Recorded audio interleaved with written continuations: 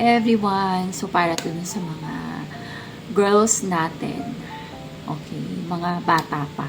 Mga, alam mo yung parang ano pa, mga 20 plus.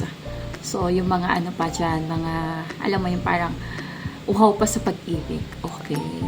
So, girls, wag muna kayo magpabuntis. Okay. Mag-enjoy lang kayo. Pero wag na wag kayo magpapabuntis. Kasi, ang mga lalaki sa una lang talaga yan. Magagaling. Lalo na kung bata pa kayo. Alam mo, darating din talaga yung time na mag-ano din yan. Kasi nakuha na kayo eh. Diba? Nabuntisan pa kayo. Diba? Kasi pag once na nabuntis ka na ng guy, bababa na yung ano niyan sa'yo, yung think niyan sa'yo. Kasi nakuha ka na eh, diba? Tapos, ayun, wag mo na kayo magpabuntis, girl. Lalo na kung walang pera. Diba? Paano yun pag basta na lang kayo mag-aanak, anak na lang, ganun na lang, basta ganun na lang, kaya yan, ganun. Ganun ba yung thinking nyo? Kaya kayo nagpabuntis. Parang, oh, kaya naman yan buhayin, nandiyan naman si ano, ganyan, ganyan. Hindi ganun eh. Kasi, ang hirap kapag, alam mo yun, nanganak ka, tapos hindi pala kayo okay, tapos hindi pa kayo kasal, tapos sige, wala pang trabaho, sige, bata din. Alam mo yun, parang, paano? I mean, kawawa yung bata. Wag kayong magbuntis ko ng walang ano, hindi nyo talaga kayang why. Wala pa kayong work, wala pa rin work si guy, and then wala kayong future. Kawawa, lagi yung isipin yung anak nyo, kawawa yung bata. Okay. Gusto nyo ba yon na yung anak nyo parang wala nang makain?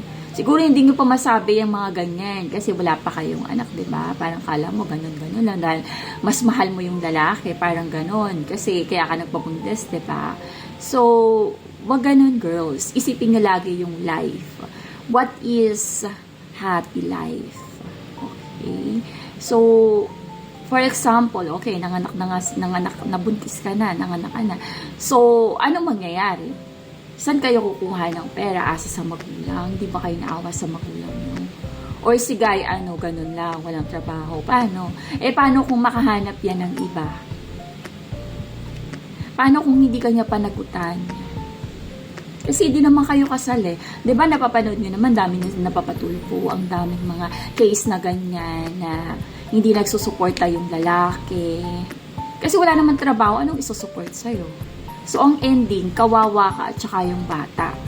Kasi hindi mo naman pwedeng pabayaan yung anak mo, talagang magsisipag ka. So, ang ending, malulosyang ka na. Alam mo yung ganon, parang, oh my God, kawawa yung bata. Saan ka kukuha ng pera? 'Di ba? Sobrang hirap. Kaya hindi kong maintindihan sa mga taong ganon, na parang ganon na kadali. And then, marami din nagsasabi na, oh, mag-anak ka na, madali na lang yan. May naririnig ako mga ganon eh. Okay na yan, nandiyan na yan. Ano, magsimula kayo para mag-build kayo, magsipag-sikapan no.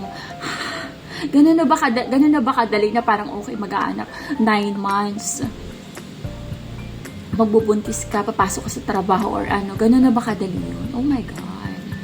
Diba? So, hindi siya ganun kadali, girl. So, wag na wag kayo masyadong attached sa lalaki. Bakit kayo magpapabuntis?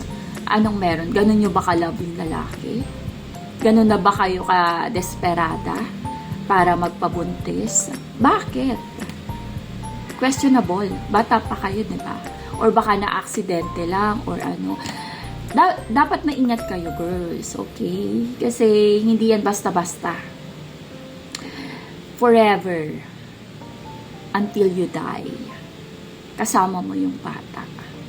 So, gusto mo ba yung ganon? Nagsasuffer na lang, ganito, ganyan. Ganyang buhay. Makaraos lang sa pagkain. Gusto nyo ba yung ganon? Gusto nyo ba yung anak yung nahihirapan?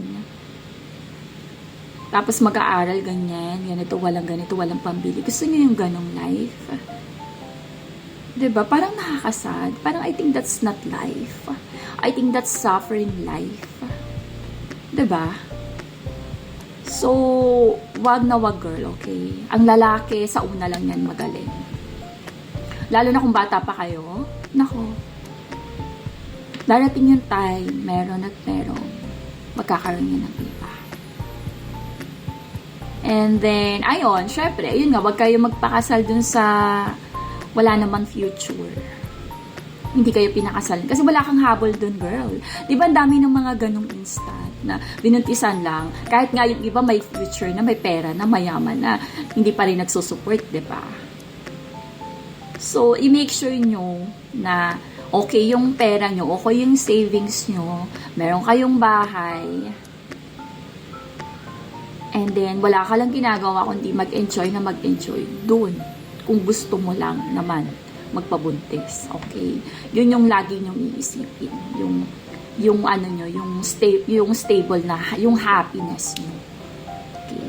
Happiness means hindi kayo magsasuffer in life, ha? Yun yung happy, okay?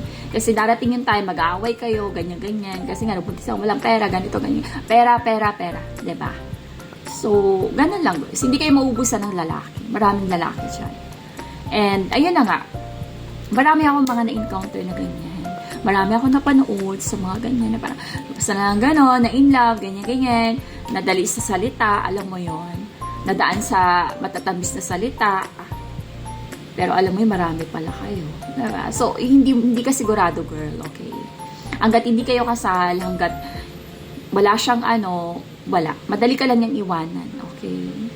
Parang ang baby maker, parang ganun. Baby, ka lang.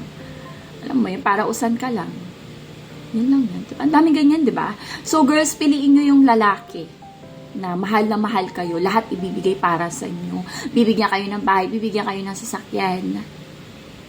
Aangat kayo in life. Alam mo yun?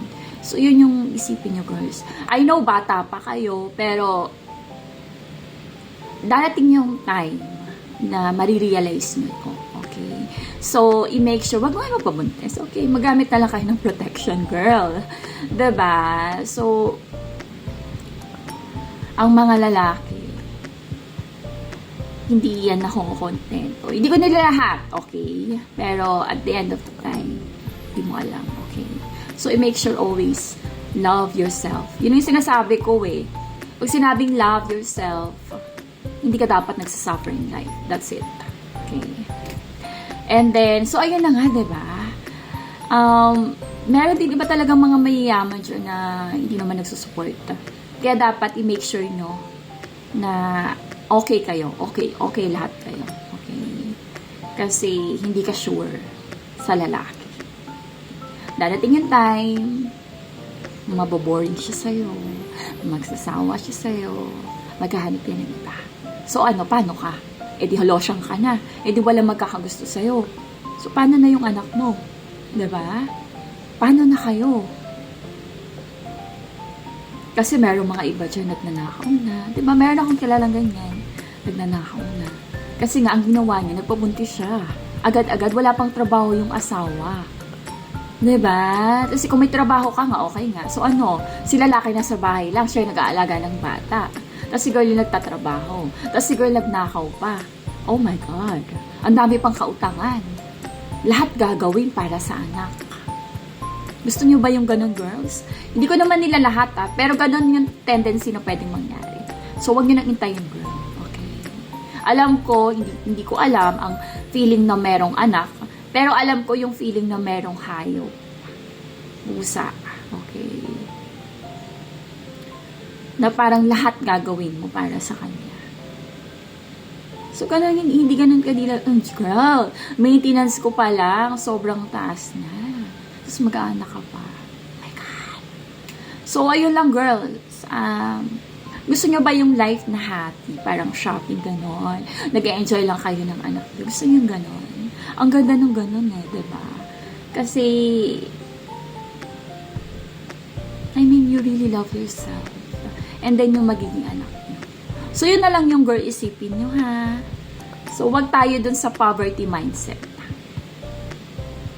Okay? So, ayun lang, girls. So, mahaba na. Marami pa tayong pag-usapan next. So, panoorin yung mga videos ko. Marami kayong matututunan. Okay?